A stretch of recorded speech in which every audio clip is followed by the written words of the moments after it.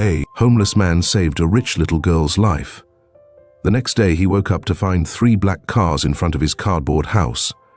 John walked through the cold, damp streets of the city, his face weathered by the wind and his eyes heavy with deep sorrow. Every corner, every building reminded him of the life he once had and lost in the blink of an eye. Years had passed since that tragic accident that took away his wife, Elena, and his son, Daniel. Since then, the city had become both his home and his prison.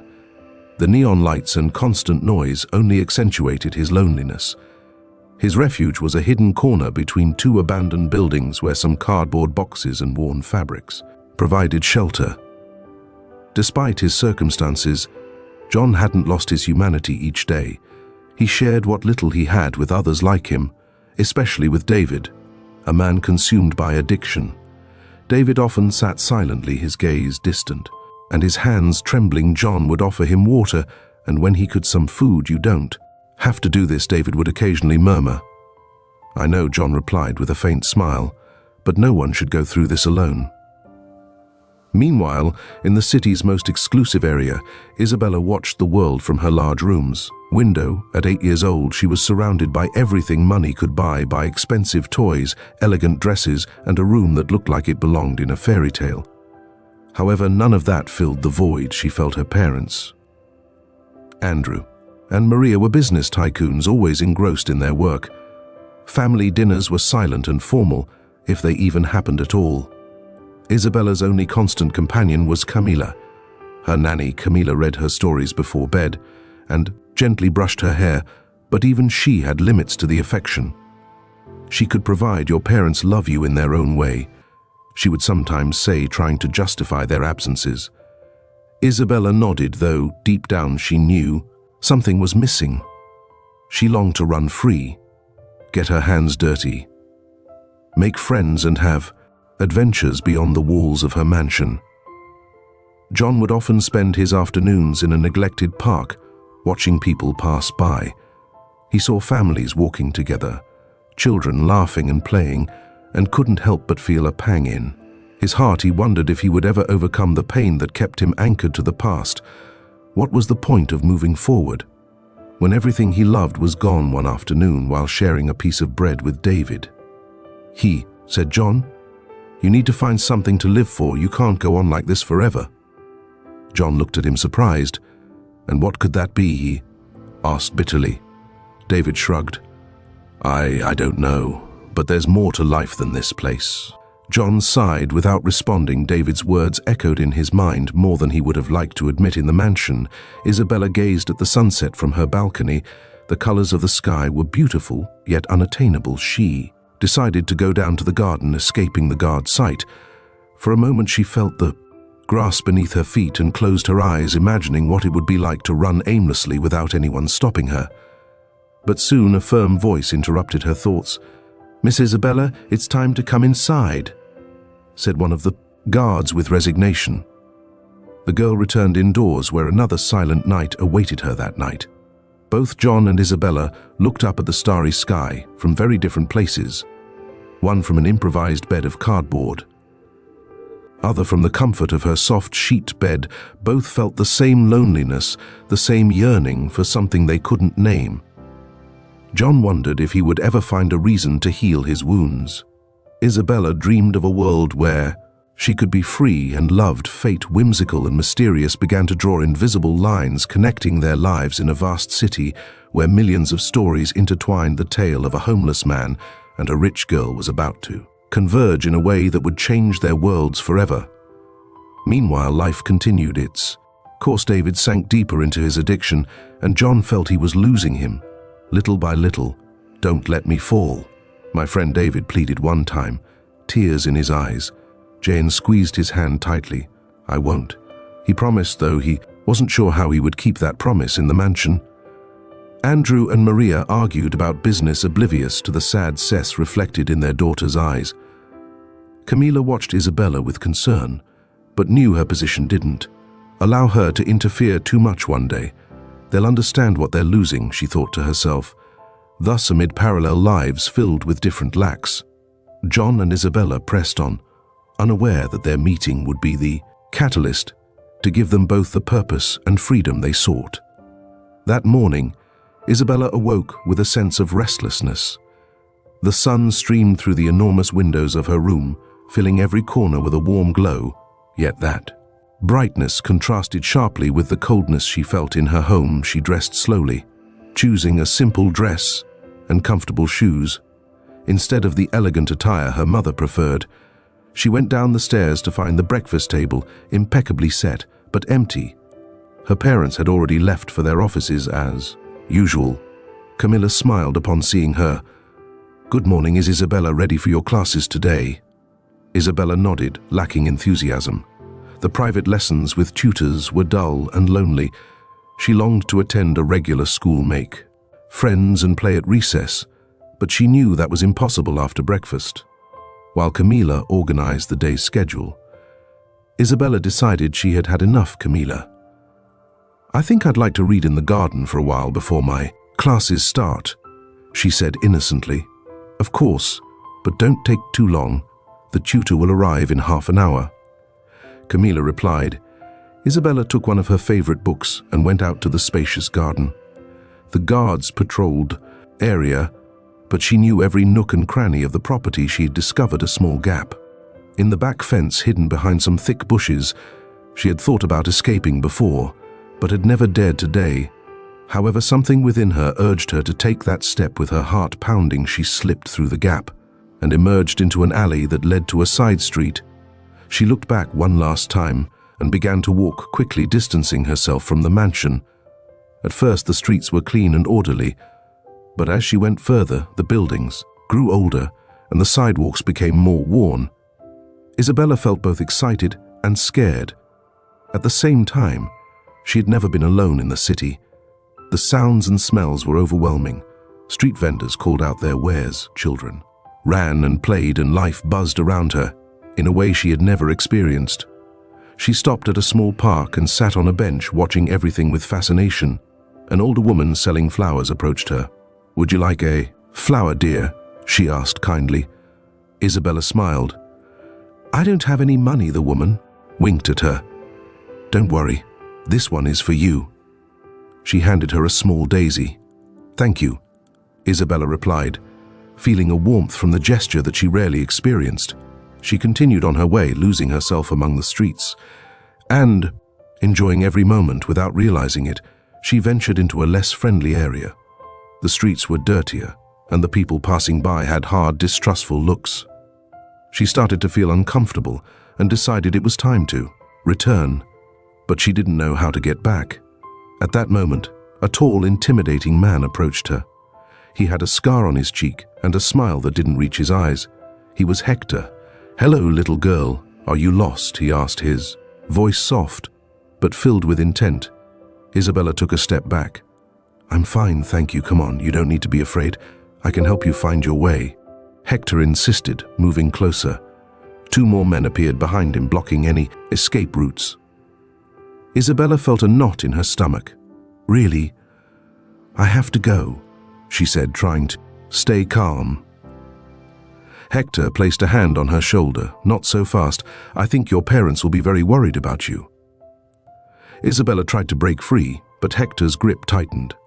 "Let me go," she shouted, hoping someone would hear her. A few meters away, John was walking toward his refuge after looking for some food.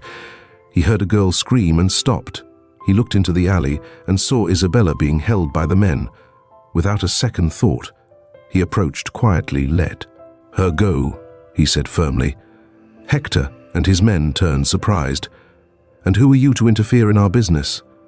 One of the henchmen snapped. "Someone who won't," John replied, positioning himself between Isabella and the men. Hector laughed. "Look, as street hero, you'd better step aside if you don't want trouble."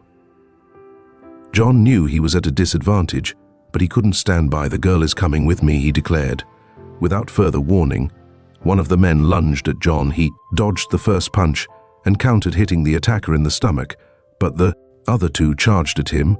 A flurry of punches and kicks hit him, but John held firm with determination. He managed to take down another of the men. But Hector seized the opportunity to pull out a knife.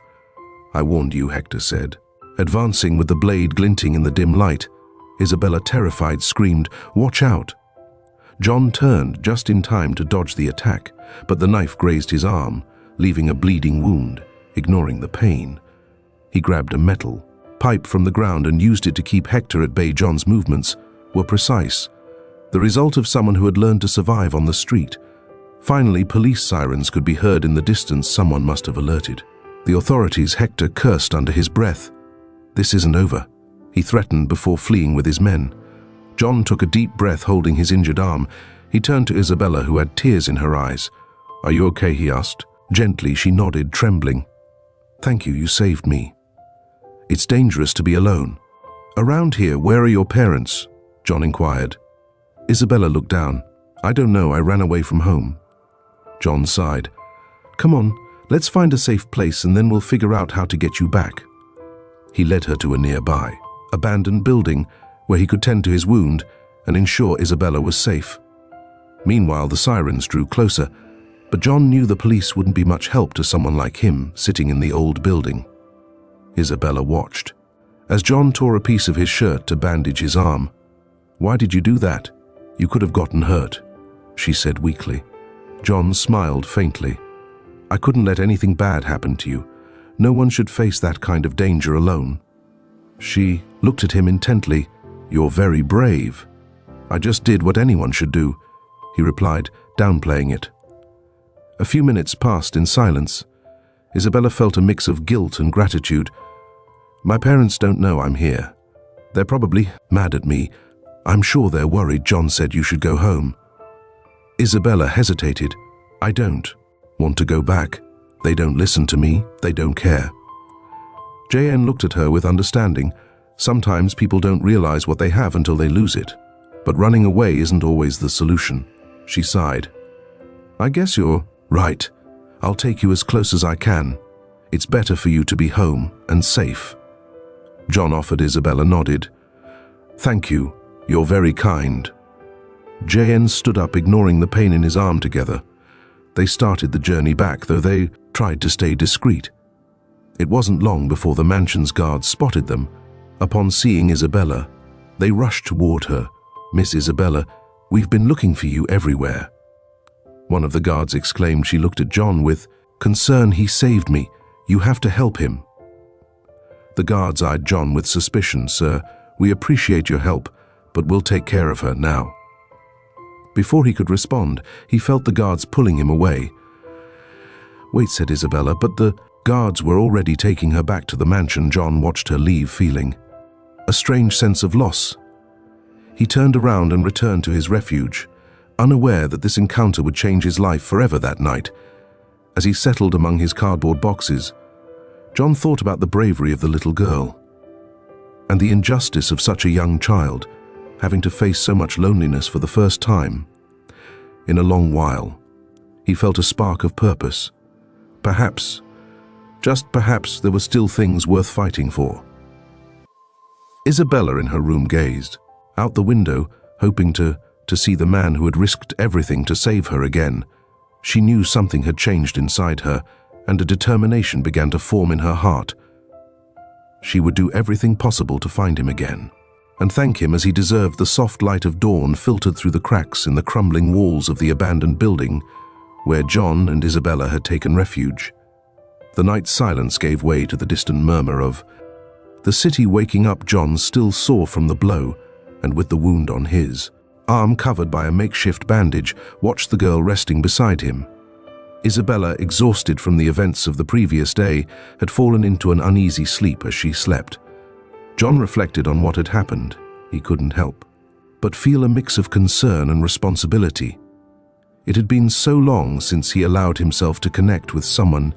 Isabella's vulnerability stirred protective instincts in him that he thought he had forgotten. He remembered his own son, Daniel, and a pang of pain shot through his chest.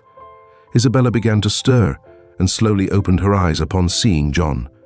A shy smile appeared on her face. "Good morning," she whispered. "Good morning," John replied gently. "How do? You feel a bit tired, but I'm okay," she said. Sitting up, she looked around, noticing the state of the place. "Is this your home?" John nodded slightly. "It's where I usually spend the nights. It's not much, but it's quiet. She watched him. Curiously, why do you live here? Don't you have a house? John sighed, thinking about how to explain his situation to a child. I haven't always lived like this. I used to have a house, a family, but things changed. Isabella tilted her head. What happened to your family? There was a moment of silence. Johan decided to be honest as much as he could. I lost them a few years ago in an accident. Since then, I've been on my own. Isabella's eyes filled with compassion. I'm so sorry, thank you, he said, forcing a small smile. And you? Why were you alone in those dangerous streets? She looked down, nervously fidgeting with her hands. I ran away. I feel lonely at home. My parents are always busy and never have time for me. I wanted to see what the world outside was like. John nodded, understanding her feeling of loneliness. Sometimes the people surrounded by others feel the loneliest. Isabella looked at him intently. With you, I feel different. You listen to me. We all need someone to listen to us, John replied. But you shouldn't put your safety at risk. To find that she sighed. I know. It's just that at home, no one pays attention to me. My parents think they can replace their love with gifts and material things. John thought about life's ironies. Here was a girl who had everything except the most important thing, her parents' love and attention, and he who had lost all material possessions but still retained the ability to empathize and care for others. Maybe if you talked to them, told them how you feel. JN suggested. I've tried, but they're always busy. Or don't take me seriously, she replied. Sadly, John placed a comforting hand on Isabella's shoulder. Don't lose hope. Sometimes adults get lost in their own worries and forget what truly matters. She smiled. Weakly, you're very wise. He chuckled softly. I don't know about wise, but I've learned a few things along the way. They spent a while in silence, each lost in their thoughts. Finally, John said, it's time for us to head back. Your parents must be very worried. Isabella frowned.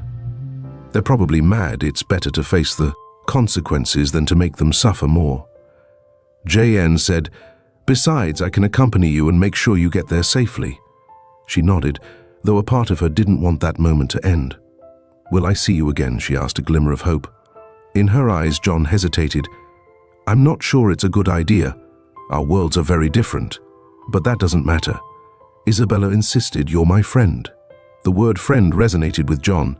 It had been so long since he considered himself a friend to anyone. All right. He finally conceded. We can meet occasionally, but with caution. Isabella smiled broadly. It's a promise. They set off. John knew the less traveled paths, avoiding areas that might draw attention. As they neared the more affluent parts of the city, curious and sometimes disdainful glances from passers-by fell upon him. But John stood firm, focused on his mission. Upon reaching a corner near Isabella's mansion, they stopped. Can't go with you beyond this point, John said. It's better if you enter alone. Isabella looked at him with concern. Will you be okay? He smiled. I'll be fine. Take care, and remember what we talked about. She nodded, and acting on impulse gave him a quick hug before running towards her house. John stood there, surprised by the gesture, feeling a warmth he hadn't experienced in a long time. From a distance he watched, as Isabella was greeted by the guards who immediately escorted her inside, satisfied that she was safe. John turned and began to head back to his refuge. As he walked, his thoughts, crowded in the encounter with Isabella, had stirred feelings and memories he thought were buried. There was something about her innocence and sincerity that gave him hope. Perhaps after all, there were still good things in the world. At the mansion, Isabella's return caused quite a commotion. Camila rushed to meet her, embracing her with tears in her eyes. We were so worried. Where have you been? She exclaimed. I'm sorry, Camila. I got lost, but a friend helped me get back, Isabella explained before she could say more. Maria appeared with a severe expression. Isabella, this is unacceptable. Do you know the scare you've given us? Isabella looked up, gathering her courage. I'm sorry, Mom. I just wanted to spend time with you and Dad. I feel so lonely. Maria seemed taken aback by her daughter's words. We'll talk about this later now. Go to your room. Isabella wanted to protest but decided it wasn't worth it. She climbed the stairs feeling like her home was more of a prison than ever. That night, as she tried to sleep, she couldn't stop thinking about John. She decided she would find a way to see him again.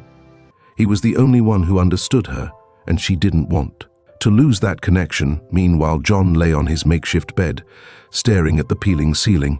He thought about Isabella and how a simple conversation had lightened his burden. Perhaps helping her find her way could also help him heal his own wounds. Fate had intertwined their lives, and although they didn't know it yet, that bond would grow stronger with each passing day. The dawn filtered through the gaps in the cardboard and fabric that made up John's shelter. The distant sounds of the waking cities served as his natural alarm. He opened his eyes slowly, still feeling the weight of recent events. His body ached from the blows he received while rescuing Isabella, but an unusual calm filled his spirit. He had found a spark of purpose in helping the girl, something he hadn't felt in a long time. As he sat up, he noticed an unusual noise, the rumbling of nearby engines. He furrowed his brow and stepped out of his shelter to investigate. Before him, parked in front of his humble abode, were 3 black luxury cars that contrasted sharply with the decaying surroundings of the alley. The vehicles gleamed in the morning light, and their tinted windows obscured the interior. John's heart raced for a moment. Feared it was Hector's men seeking revenge for thwarting their plan, but something felt different. The doors of the cars opened almost simultaneously, and men dressed in imp-able suits stepped out. Their posture and demeanor exuded authority and professionalism. One of them approached John with a serious expression. "Are you John?" he asked in a firm voice. JN nodded cautiously. "Yes, that's me who's asking." The man stepped aside, and from the middle car emerged Andrew, impeccably dressed and wearing an inscrutable expression. His eyes assessed John from head to toe, pausing for a moment on the makeshift bandage on his arm. "So you're the man who saved my daughter," Andrew said, not extending his hand or offering any friendly gesture. John met his gaze, feeling a mix of discomfort and defiance. "If you're referring to Isabella, yes, I only did what anyone should do." Andrew raised an eyebrow, surprised by the man's frankness. He wasn't used to being spoken to so straightforwardly. "I want to thank you for what you did, my family, and I owe you a debt of gratitude." John noted the formality in his words, lacking true emotion. "You don't have to thank me. I'm just glad Isabella is safe." One of Andrew's aides approached with a thick envelope in hand. "This is a token of our gratitude," Andrew said, gesturing to the envelope. "I hope you'll accept it." John looked at the envelope and then back at Andrew. He could sense it contained a substantial amount of money. A pang of indignation hit him. Did he think he could buy his act of kindness with a calm but firm voice? He replied, "I appreciate the gesture, but I can't accept your money." A murmur of surprise ran through Andrew. No one turned down an offer from him. Andrew frowned. "Why not? It could be of great help to you." John stood his ground. "I didn't help your daughter for any personal gain. I did it because it was the right thing to do. I don't need your money." The silence became palpable. Andrew was taken aback. He was not accustomed to being told no. "As you wish," he finally said, putting the envelope away, "but if you change your mind, you can contact me." At that moment, Maria appeared from one of the cars. Her elegance was evident, but her gaze was cold and evaluative. She surveyed the surroundings with disdain before fixing her eyes on JN. "So you're the one who was with my daughter?" she said, not attempting to hide her distrust. John nodded politely. "Yes, ma'am. I made sure she returned safely." Maria crossed her arms. "We appreciate your assistance, but I hope you understand that it's best if our lives don't cross paths again." John felt the hostility in her words. "I understand, ma'am. I have no intention of causing you any trouble." She glanced around, noticing the deplorable conditions in which he lived. "It's for everyone's good," she added before turning to Andrew. "We should leave." Before they could depart, a child's voice broke the silence. Isabella had emerged from the car, running towards him with a radiant smile. John's eyes softened. At the sight of her, "Hello," Isabella Maria tensed at seeing her daughter approach. "The man, Isabella, get back in the car right now," she ordered, but Isabella ignored her mother for a moment. "I wanted to thank you again, and I brought something for you." She pulled out a small bag from her pocket. "It's a lucky charm. I hope it protects you." John took the charm carefully. It was a small stone with a delicate engraving. He felt a lump in his throat. "It's very beautiful, thank you." Maria quickly stepped forward and grabbed Isabella by the arm. "You shouldn't be here," she said firmly. But Mom, Isabella protested. "That's enough." Maria cut in, taking her back to the car. Andrew watched the scene with a mix of discomfort and control. He turned to John one last time. "As I said, if you need anything, contact me." He handed him a card with his information. John took the card out of courtesy, even though he knew he would never use it. "Have a good day." He simply said the men returned to their cars, and within seconds, the vehicles drove away, leaving a cloud of dust and the echo of engines. Behind John stood, still contemplating the charm in his hand and feeling the weight of the card in his pocket. A mix of emotions washed over him: gratitude for Isabella's gesture, frustration at her parents' attitude, and an unease he couldn't explain. Back in the car, Maria reprimanded Isabella. "You shouldn't approach strangers, especially people like him." Isabella frowned. "Heck, not a stranger, Mom. He's my friend. He saved me. That doesn't make him trustworthy." Maria replied, "I don't want you to see him again, but Mom," she tried to protest. "No, be you, it's for your safety," Maria concluded in a definitive tone. Andrew watched the argument from the rearview mirror. Although he shared some of his wife's concerns, something in Isabella's reaction made him feel a pang of guilt. Was he being too harsh? He shook his head, focusing on the matters at hand. Meanwhile, JN returned to his shelter. He sat on the ground, contemplating the charm. He thought about Isabella's sincerity and her parents' coldness. How could such a warm girl come from such a frigid environment? He tucked the charm into his pocket, feeling it was a small ray of light in his life. David stumbled in his eyes glassy. "Who were those guys?" he asked curiously. "Just grateful people," John replied evasively. David chuckled sarcastically. "Don't tell me you've made rich friends."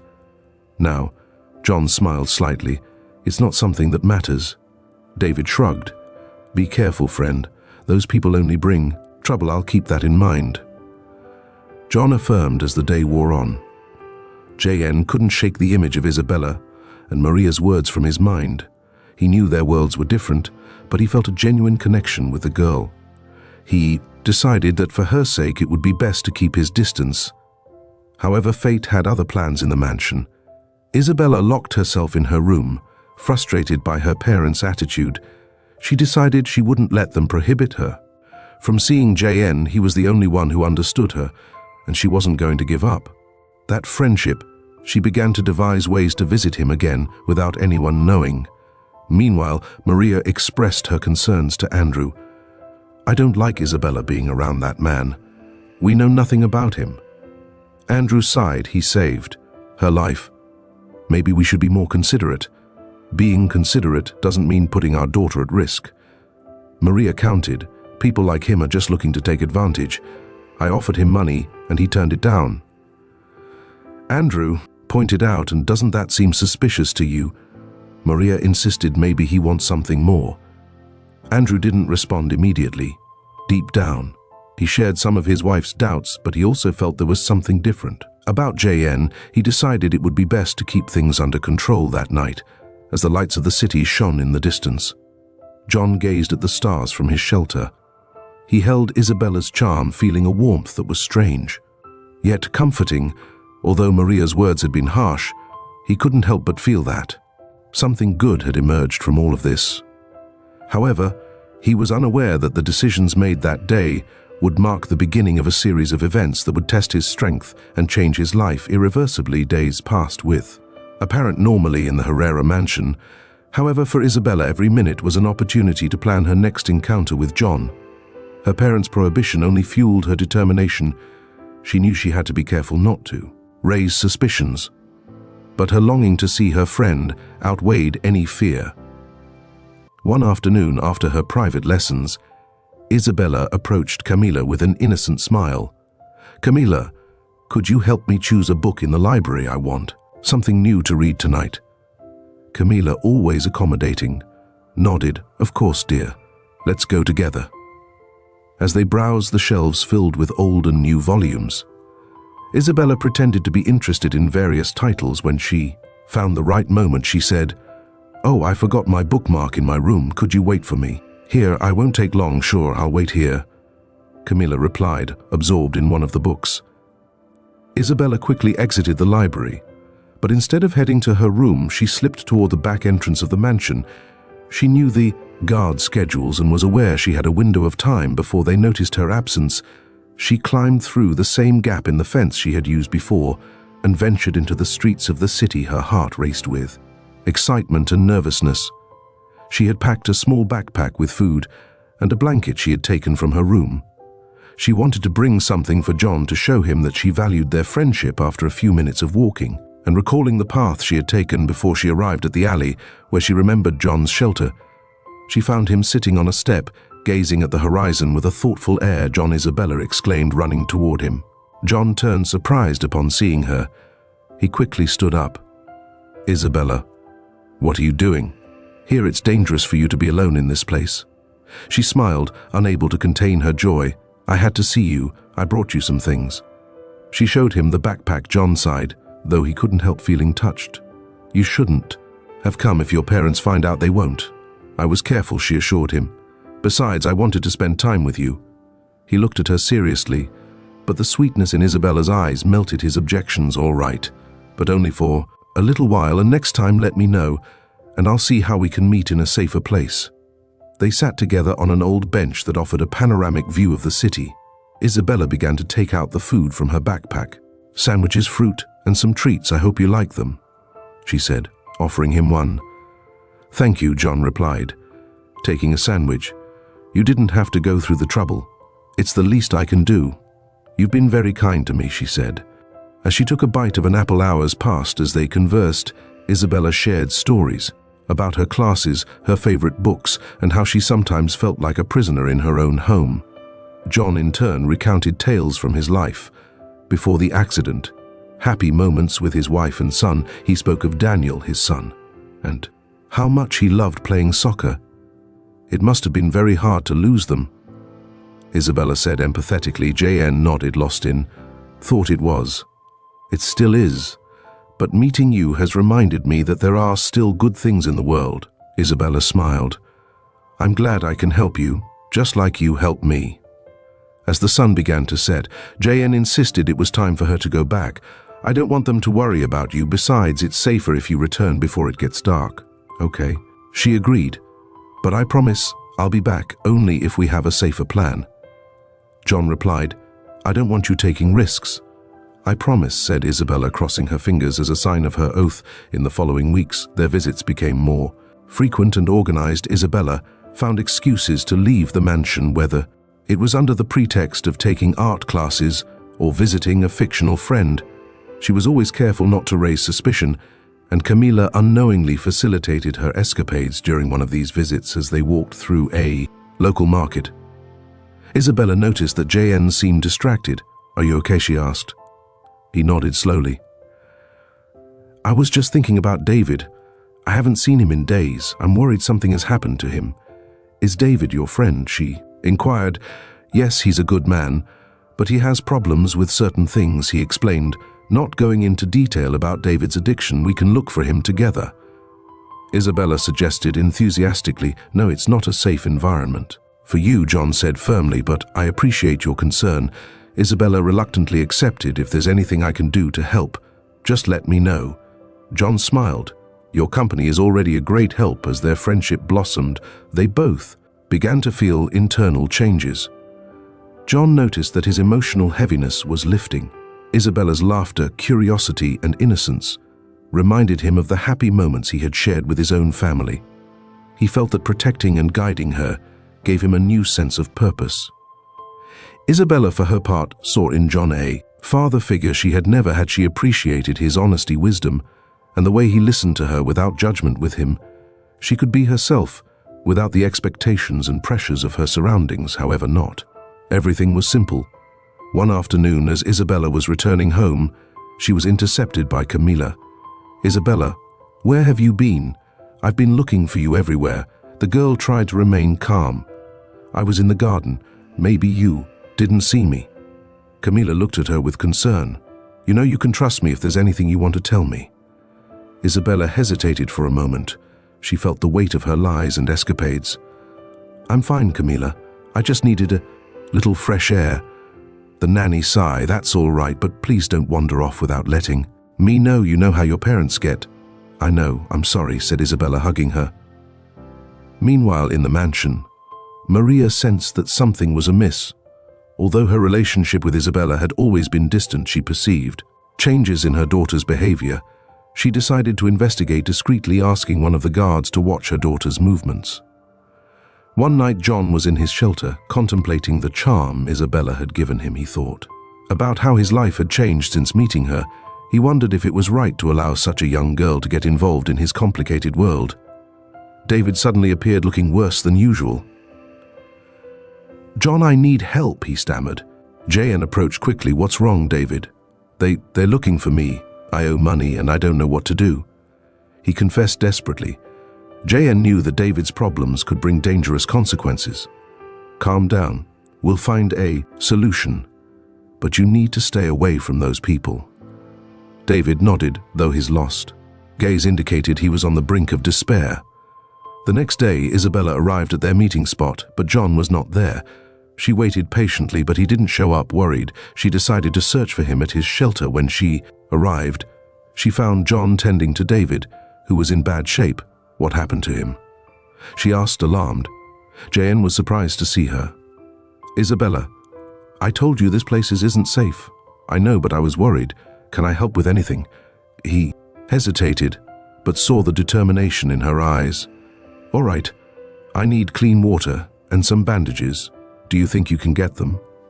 "Yes, of course," she affirmed, ready to do whatever it took. They worked together to care for David. Isabella watched as John treated his friend with patience and care. She admired his dedication and realized that he also needed court. "John, you don't have to carry it all alone," she said softly. He looked at her gratefully. "Sometimes it's not easy to accept help. But thank you." That moment strengthened their bond. Even more, they both understood that their friendship provided not only companionship, but also the strength to face their challenges. However, Isabella's actions did not go unnoticed.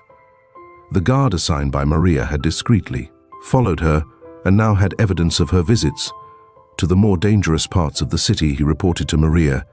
Immediately that night, Isabella returned to the mansion, unsuspecting, but upon entering, she found her parents waiting. For her, in the main living room, Maria had a severe expression, and Andrew looked worried. "Isabella, we need to talk," Maria announced in a tense voice. The girl felt a chill. "What's going on?" "We know you've been sneaking out and visiting that man," her mother continued. "We told you not to see him again." Isabella lifted her chin defiantly. "John is my friend. He listens to me and understands me. I'm not doing anything wrong. It's dangerous and completely unacceptable." Andrew interjected, "You can't keep behaving this way. You're never here for me. John cares more about me than you do," she exclaimed, letting out her pent-up frustration. Maria seemed taken aback by her words. "We are your parents and we know what's best for you, then prove it." Isabella shot back before running to her room. Andrew sighed, rubbing a hand across his face. "This is getting out of hand." Maria pressed her lips together. "We need to take action. That man is a bad influence, and I won't allow our daughter to be put in danger." Meanwhile, J.N. felt a growing unease. He knew Isabella's visits could bring trouble. He decided he needed to talk to her and explain that for her safety, they shouldn't continue seeing each other, although it pained him. It was the best decision for both of them. The next day, Isabella went to their usual meeting place, but J.N. wasn't there. She waited and waited, but he didn't show up, confused and sad. She returned home in his shelter. J.N. contemplated the charm wrestling with his feelings. He wanted to protect Isabella, but he wasn't sure if distancing himself from her was the solution. The connection they had formed was real and deep, and they both needed it.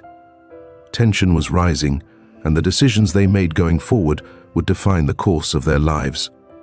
Maria and Andrew's actions driven by fear and control would only serve to complicate matters further.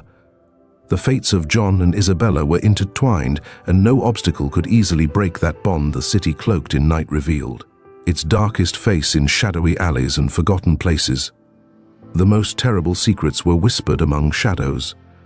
Hector, with a scar running across his left eyebrow, met with his men in an abandoned warehouse on the outskirts. The defeat he suffered at the hands of John still burned in his pride. Not only had he lost the opportunity for a substantial ransom by failing to kidnap Isabella, but he had also been humiliated by a mere vagabond. He slammed a fist on the table, causing the empty glasses on it to rattle.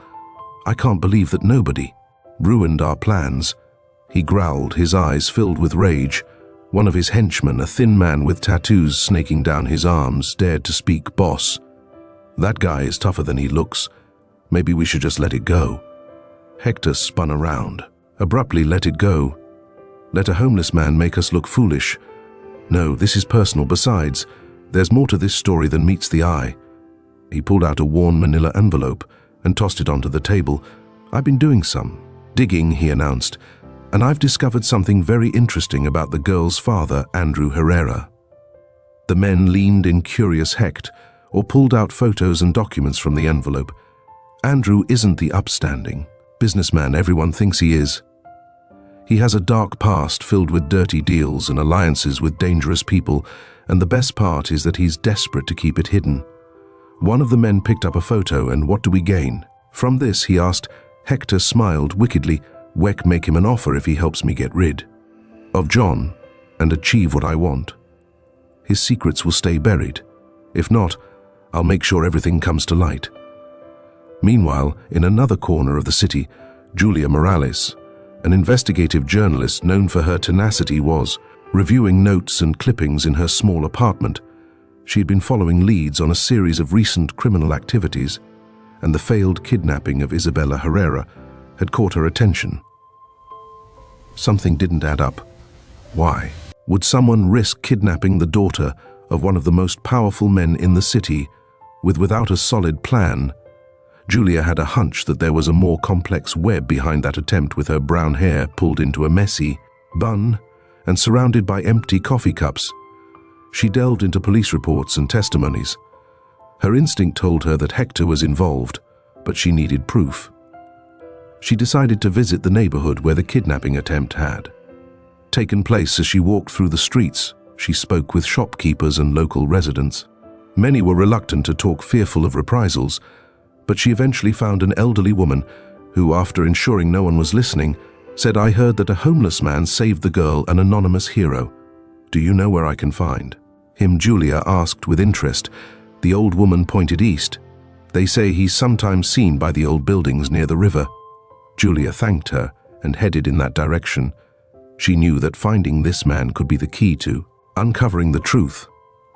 Meanwhile, in the Herrera mansion, Andrew was reviewing documents in his office when he received a phone call. Upon answering, Hector's cold voice echoed on the other end. "Andrew, we need to talk." Andrew tensed. "I don't know who you are or what you're talking about." "Oh, I think you know very well who I am," Hector replied. "And I know many things about you that you would prefer to keep hidden." There was a tense silence before Andrew responded. "What do you want? A meeting tomorrow at midnight at the docks, just you," Hector instructed. Before hanging up, Andrew felt a cold sweat trickle down his back. He couldn't afford a scandal. His empire had been built not only on legitimate business, but also on deals that could never see the light of day. If Hector had evidence, he was in serious trouble that night. Andrew grappled with whether to attend the meeting or seek another solution. He decided not to inform Maria. He didn't want to alarm her or expose her more than necessary. The next day, Julia continued her search. Finally, she found John sitting on a bench near the river, lost in thought. As he gazed at the water, she approached cautiously. "John," she called out. He looked up, surprised that someone knew his name. "Do I know you?" He replied with suspicion. "I'm Julia Morrell, a journalist. I'm investigating the attempted kidnapping of Isabella Herrera. I've been told that you saved her," she explained, showing him her badge. John frowned. "I have nothing to say. Please, I just want to understand what happened. I think there's something bigger behind this, and we could help a lot of people if the truth comes out." Julia insisted. He hesitated. He knew that speaking could bring him trouble, but he also felt that there were things that needed to be revealed. Finally, he nodded.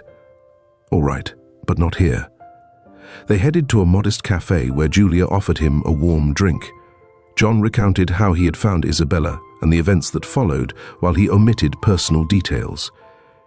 Provided enough information for Julia to connect the dots. "Have you had more contact with Isabella?" she asked. Jayan hesitated. "We've seen each other a few times, but I think it's better for her to stay away from me. I don't want to cause her any trouble." Julia took notes quickly. "And what about Hector? Have you heard from him again?" "No, but I know he's dangerous. I wouldn't be surprised if he was planning something," John admitted. Julia thanked him for his time and offered help if he needed it. "If I find out anything that could affect you, I'll let you know," she promised that night. Andrew arrived at the docks wrapped in a long coat and looking nervous. The waves lapped gently against the pillars, and the moon reflected on the water. Hector emerged from the shadows, accompanied by two of his men. Andrew, so punctual, he said with a cynical smile. "Litan, get to the point. What do you want?" Andrew asked, trying to maintain his composure. Hector pulled out a folder and extended it to him. "Here are copies of documents proving your dealings with certain entity. If this gets into the hands of the press or authorities, your empire will collapse like a house of cards."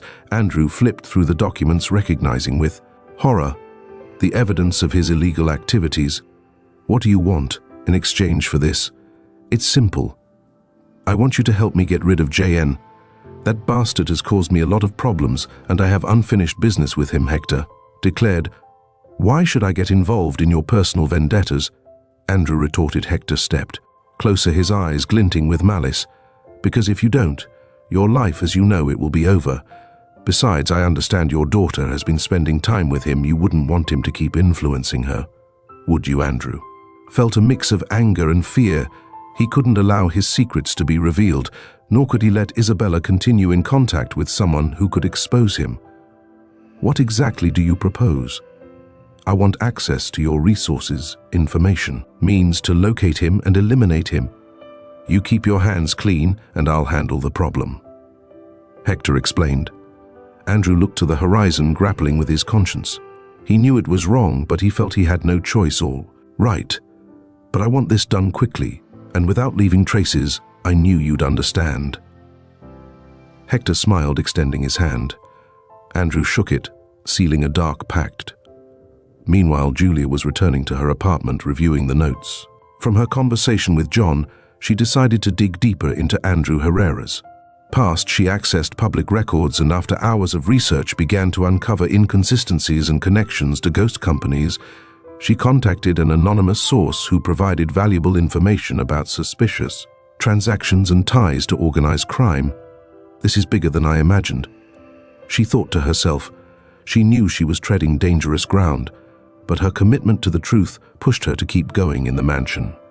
Maria noticed. "Andrew's restless behavior. Is everything all right?" she asked. One night during dinner. "Yes, just business matters," he replied evasively. Isabella, sitting at the table, silently observed her parents.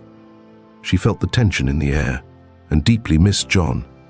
She had tried to contact him, but he seemed to have disappeared. She decided she had to find him no matter the consequences. The next day, taking advantage of a lapse in attention, she escaped the mansion. Again, she headed to their usual meeting spot, but John wasn't there. She asked some of the homeless people in the area, and one of them said, "I think I saw him heading toward the old warehouse by the river." Without a second thought, Isabella made her way there. Upon arriving, she found John sitting on a dock, staring pensively at the water. "John," she exclaimed. Upon seeing him, he turned, surprised. "Isabella, what are you doing here? It's dangerous. I had to see you." "I was worried," she said, approaching Johan's side. "You shouldn't have come. Things are getting complicated." "What's going on?" she asked, concerned, before he could respond. John noticed movement in the shadows. "We need to leave." Now he warned, taking Isabella's hand, but it was too late. Several men appeared surrounding them. Hector stepped forward, a satisfied smile on his face. Well, well, what a touching reunion. John pushed Isabella behind him. Let her go. This is between you and me, it would be, but now the little one is here, and that makes things more interesting. Hector mocked. Isabella looked at him fearfully. What do you want, Hector? Stared at her intently. Your father and I have unfinished business, and you're a valuable piece in this game. John clenched his fists. Don't involve her. She has nothing to do with this. It's too late for that, Hector replied. At that moment a phone rang. Hector answered quickly. Yes, I understand, I'll take care of it. He hung up and looked at his men. Change of plans, take them. John fought back, but he was outnumbered. Isabella screamed, but no one could hear her. In that isolated spot, as they were taken away, Julia, who had followed Leeds to the dock, watched from a distance in horror.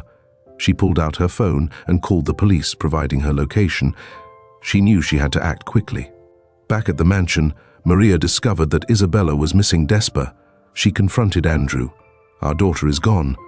Where is she feeling the weight of his decisions? Andrew grabbed the phone and called Hector. What have you done? He demanded. I'm just fulfilling our agreement. Don't worry, everything will be fine.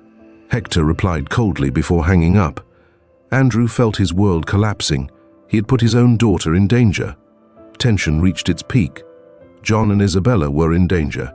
Andrew faced the consequences of his actions, and Julia was determined to reveal the truth.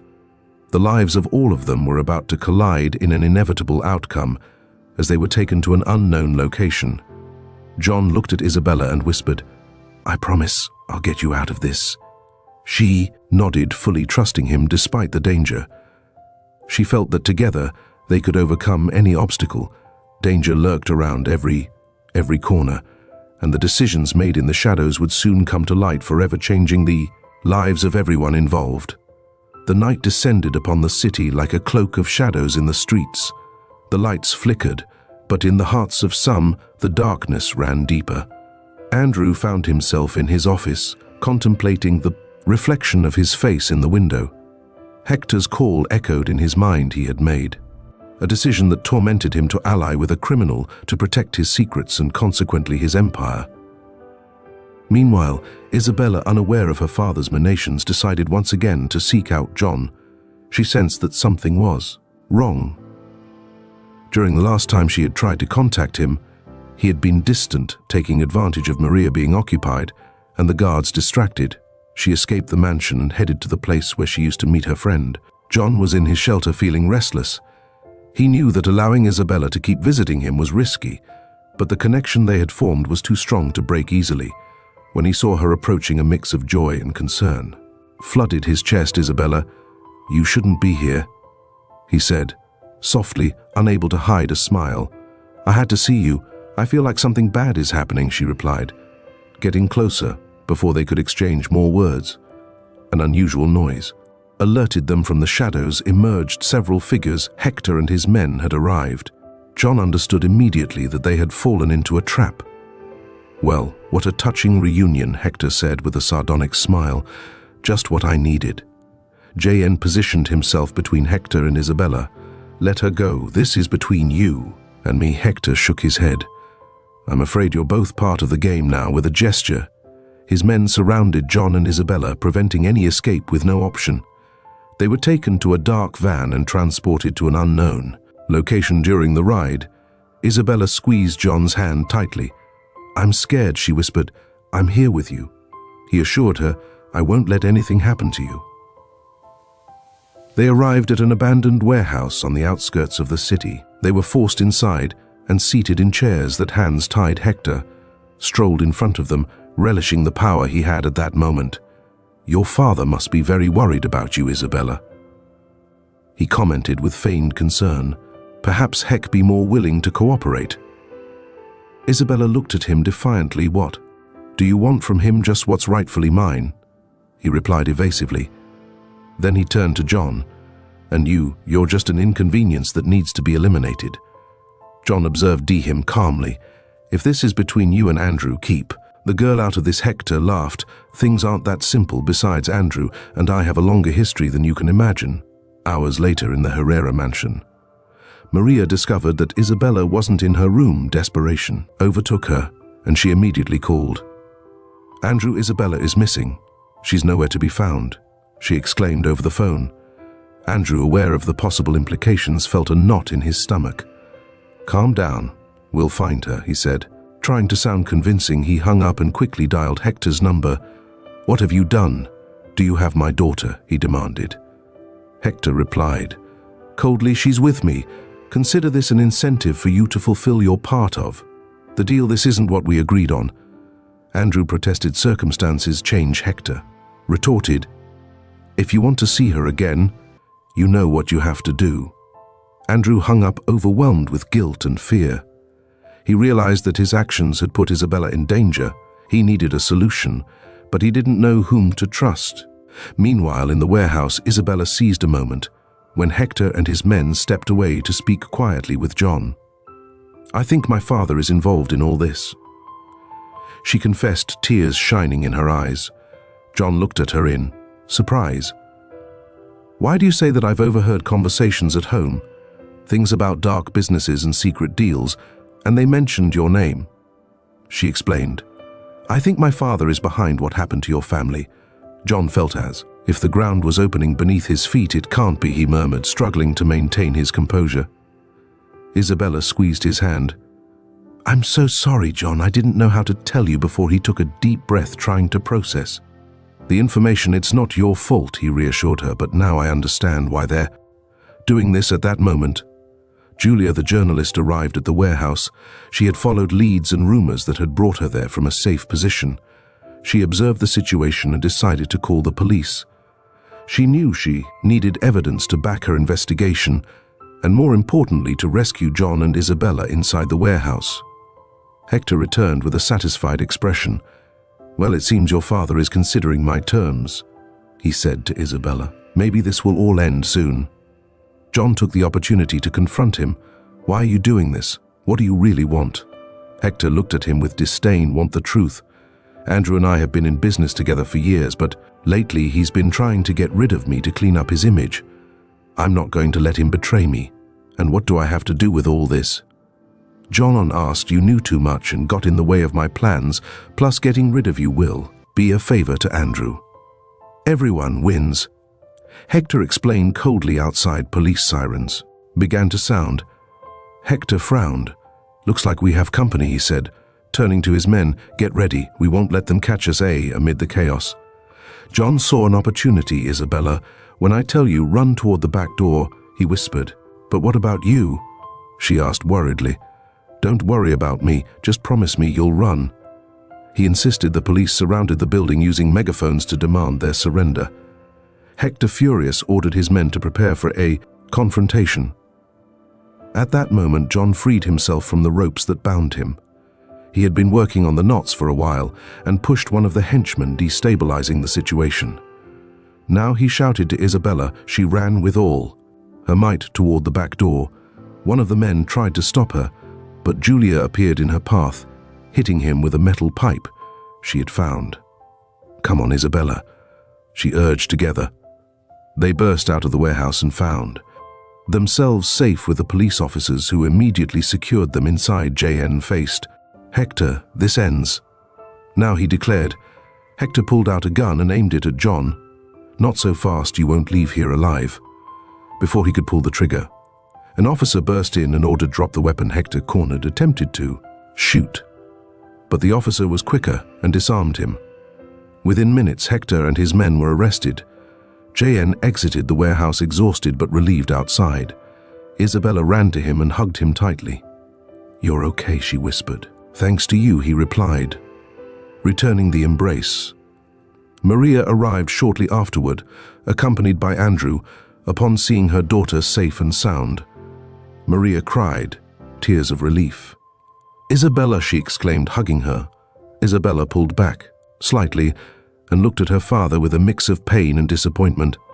"Dad, we need to talk." Andrew avoided her gaze. "What matters is that you're safe." "No, what matters is the truth," she insisted. "I know what you've done." Maria looked at them, confused. "What are you talking about?" Isabella took a breath. Dad has been involved in illegal dealings, and I think it's connected to John's family. Maria turned to Andrew, incredulous. Is this true? Andrew stammered, I just wanted to protect you. I did what I thought was necessary. JN stepped forward. Were you involved in the accident that killed my wife and son? Andrew lowered his head. It was a mistake, a cover-up. I didn't think anyone would get hurt. Anger and pain reflected in John's eyes. Because of you, I lost everything. Maria, shocked, looked at her husband. How could you? This is unforgivable. The police approached. Mr. Herrera, we need you to come with us to answer some questions. Andrew nodded resignedly. I'll do whatever it takes to make this right. As he was taken away, Isabella hugged her mother. I'm so sorry, Mom. Maria stroked her hair. It's not your fault, dear. We'll get through this together. Julia approached John. I have enough information to expose all of this. The truth will come out. John nodded. It's for the best. No one else should suffer because of Andrew's secrets. Isabella looked at John with eyes full of gratitude and sadness. Thank you for everything. I'm sorry you had to go through this. He smiled weakly. What matters is that you're safe, and now we can both start to heal. The chaos began to dissipate, but the consequences of Andrew's actions were just starting to manifest. Everyone's lives had changed forever, but amid betrayal and pain, an opportunity for redemption and forgiveness emerged. The night was still young, but the first light of dawn promised a new beginning.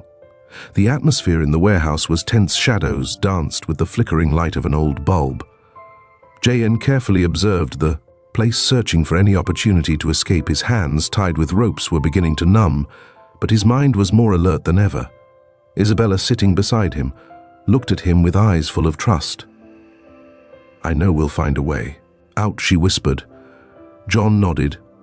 I need you to trust me, he replied softly. He had noticed that one of Hector's men tasked with watching them was easily distracted by his phone. Seizing a moment when the guard stepped away, John began to rub the ropes against the sharp edge of an exposed pipe. After several minutes of silent effort, he managed to free himself without wasting time.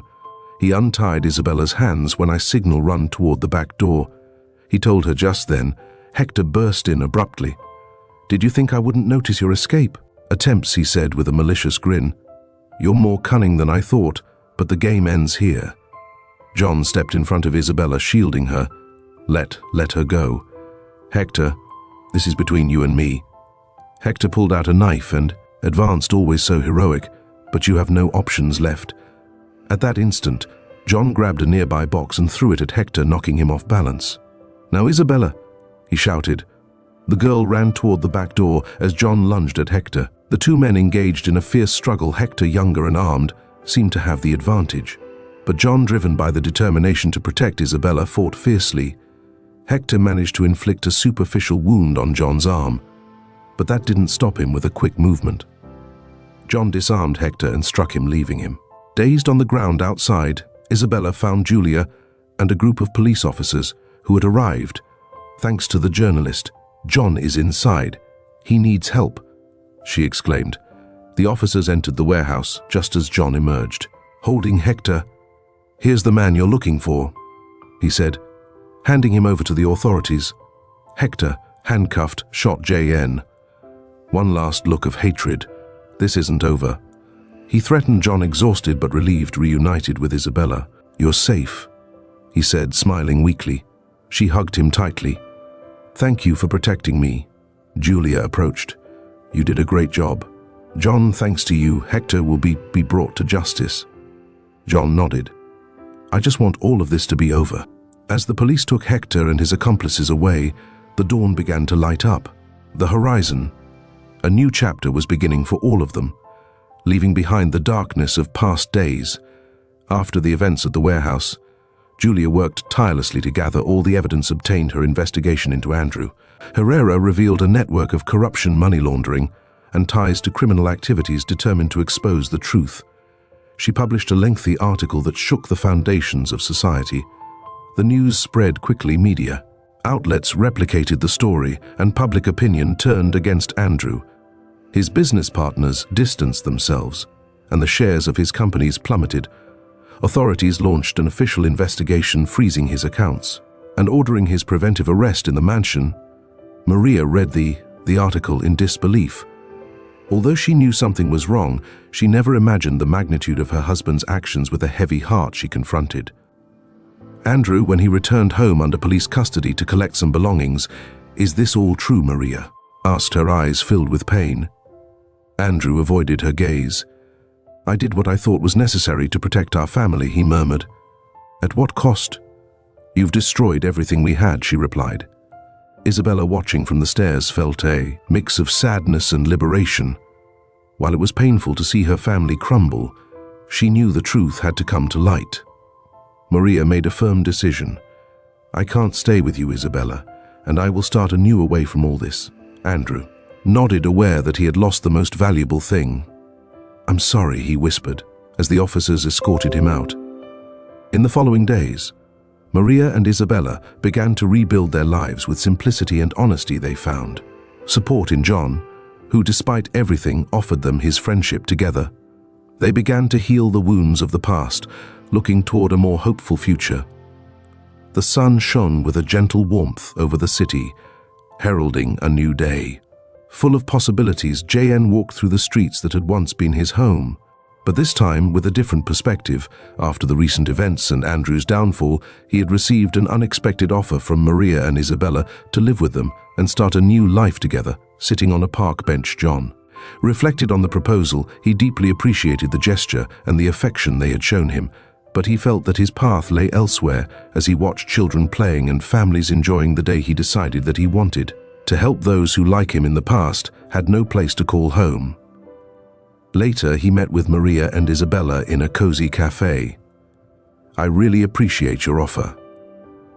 John began sincerely, "But I've decided that I want to do something different. I want to establish a shelter for homeless people, a place where they can find support and a chance to rebuild their lives." Maria nodded, understanding his intentions.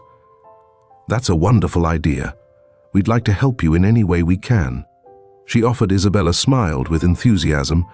"I want to help too. I could organize activities and collect donations." JN felt moved by her enthusiasm. "It would mean a lot to me to have your support." With Maria's help, who used some of her resources to fund the project, preparations began to establish the shelter. They found an old but solid building that could be renovated. David, John's friend who had struggled with addiction, was one of the first to join the project. "Thank you for not giving up on me," David said to John as they painted. "One of the rooms, I want to be part of this and help others just like you helped me." Johan patted him on the shoulder. "We all deserve a second chance." The shelter, named New Hope, opened its doors. Weeks later, it offered hot meals, clean beds, and most importantly, job reintegration programs and emotional support. News of the shelter spread quickly, attracting volunteers and donors interested in contributing. Julia, the journalist, wrote an article highlighting the positive impact of the shelter on the community. In the shadows of the city, a light of hope arises thanks to people like John and those who believe in a better future. She wrote. Isabella, inspired by the work at the shelter, decided to focus her studies on social work. "I want to dedicate my life to helping others, just like you do," she told John. He smiled proudly. "You have a big heart, Isabella. You will do great things." Maria, for her part, found a new mission in the shelter. She became actively involved in administration and in creating educational programs for the residents. "I never imagined this would be the path my life would take, but I feel more fulfilled than ever," she confessed. On one occasion, time passed and the shelter became a cornerstone of the community. People who once lived on the streets now had jobs, homes, and a renewed purpose. David took on a leadership role, coordinating activities and serving as an example for others. One afternoon, as the sun set on the horizon, John sat in the shelter's garden watching people share laughter and conversations. Isabella approached and sat beside him. "What are you thinking about?" she asked. "About how things have changed," he replied. "Not long ago, I was lost and aimless. Now I look around and see how together we've created something beautiful." Isabella nodded. "You've been an inspiration to all of us. I'm glad I met you. The feeling is mutual." JN said, smiling. You showed me that there are always reasons to keep moving forward. The wind gently brushed their faces, carrying away the laughter and happy conversations of the shelter. They both sat in silence, enjoying the moment and the satisfaction of knowing that despite the adversities they had found a new purpose. The story of John, Isabella, Maria, David, and Julia was a testament to the power of resilience, love, and solidarity. They had transformed pain and loss into hope and opportunity, demonstrating that even in the darkest moments, light can prevail. With the shelter knew hope. As a symbol of their journey, they looked to the future with optimism. United by the bonds they had forged, they knew they could face any challenge that came their way. The story teaches us that kindness and altruism can transcend social barriers and profoundly change lives. Selfless acts, like John saving Isabella, can trigger chains of events that lead to redemption and positive change. Additionally, it highlights that true value does not lie in material wealth, but in empathy, love, and the ability to help others. Even amid adversity, it is possible to find purpose and build a better future when we act with integrity and compassion. And so we conclude the inspiring story of John and Isabella, a tale that reminds us of the power of love, resilience, and kindness. If this story touched your heart as much as it did ours, we invite you to like the video and share it with your friends and family. Don't forget to subscribe to our channel and turn on the notification bell so you don't miss more exciting stories that invite us to reflect. Let us know in the comments what you liked most about this story and what lesson you take away. We would love to hear from you.